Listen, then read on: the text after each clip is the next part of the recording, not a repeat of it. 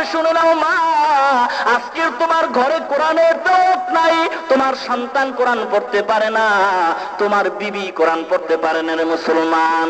আজকের দেখো যেই সন্তান কোরআন তেলাওয়াত করে ওকে কত মানুষ মহব্বত করে, হাফেজ সাহেব বলে ডাক দেওয়া হয়। পবিত্র রমজান মাসে খতমে তারাবির ভিতরে এত সুন্দর তেলাওয়াত করা হয়, যেই তেলাওয়াতের ভিতরে মানুষের অন্তর নরম হয়, চোখ থেকে পানি বের হয়। এই তেলাওয়াতের ভিতরে আল্লাহর রহমত বান্দার অন্তরে নাজিল হয়। ঠিক কিনা জোরে কর।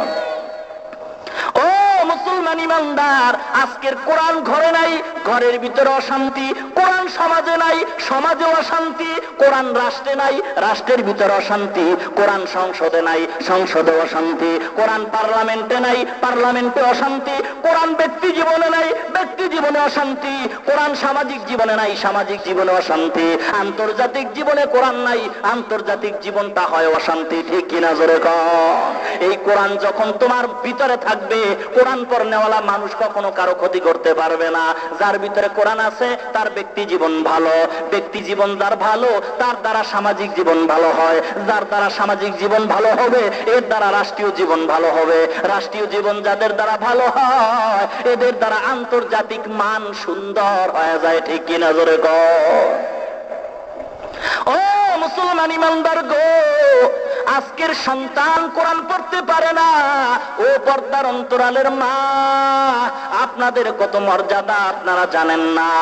আপনারা নবী নয় নবীদের মা, আপনারা ওলি নয় ওলিদের মা, আপনারা হাফেজ নয় কোরআনে হাফেজদের মা, আপনারা আব্দুল কাদের জিলানীর মা, আপনারা বাইজিদ বুস্তামির মা, আপনারা আনোয়ার শাহ কাশ্মীরি রহমাতুল্লাহ আলাইহির মা।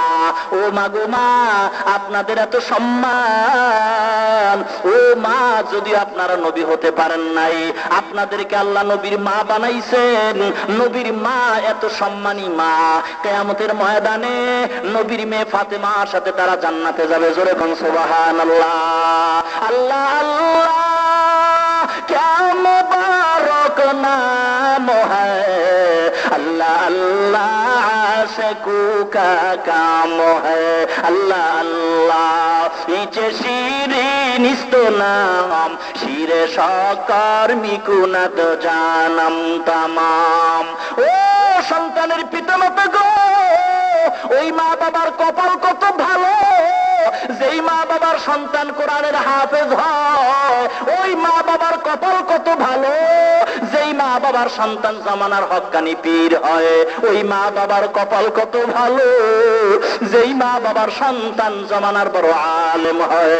ওই মা বাবার কপাল কত ভালো গো, যেই মা বাবার সন্তান হাজার হাজার মানুষের সামনে দাঁড়াইয়া ইমামতির মুসাল্লায় দাঁড়ায় হাজার হাজার মানুষের নামাজ পড়ায়।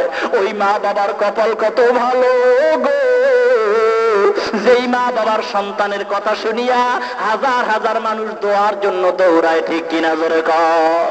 ও খুলনার মুসলমান গো, কেমন সন্তানের মা হইছো গো মা, আজকের তোমার সন্তান কোরআন পড়তে শিখে নাই, আর বলো হুজুর সন্তান কথা মানে না, দোয়া করেন। কিয়ামত পর্যন্ত দোয়া করলে সন্তান বাবার কথা মানবে না, কারণ আসল কোরআনে যদি দোষ হয় ওই দোষ নির্মূল না করা পর্যন্ত ভালো আশা করা যায় না। কি দোষ?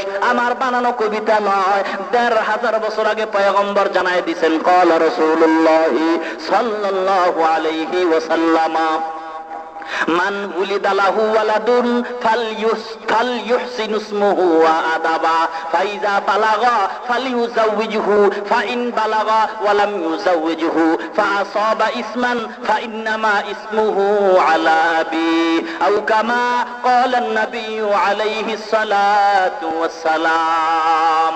আল্লাহর নবী বলেন, ও দুনিয়ার ইমানদার পিতামাতা, আজকের সন্তান তোমার কথা কেন মানে না, তার সমষ্টিগত জবাব হলো, সন্তান দুনিয়াতে আসার পরে মা বাবার উপরে কিছু হক আছে, মা বাবা আদায় করে নাই, যার কারণে সন্তান বড় হইয়া মা বাবার হক আদায় করে না।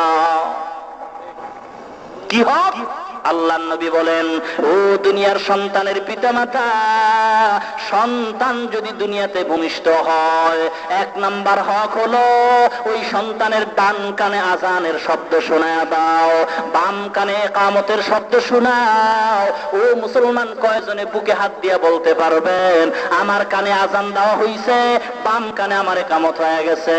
আপনার সন্তানের ডান কানে আর বাম কানে ইকামত দেওয়া হয়, এটাকে বন্ধ করার জন্য ইহুদি খ্রিস্টানরা ক্লিনিকের ব্যবস্থা করেছে। আর বলে ওই সুবর্ণ সুযোগ, এই ক্লিনিকে আসলে সুন্দরভাবে বাচ্চা প্রসব করা হবে। দেখা যায় ক্লিনিকে নেওয়ার পর টাকার লোভে পড়িয়া বাচ্চা সিজারে প্রসব করানো হয়।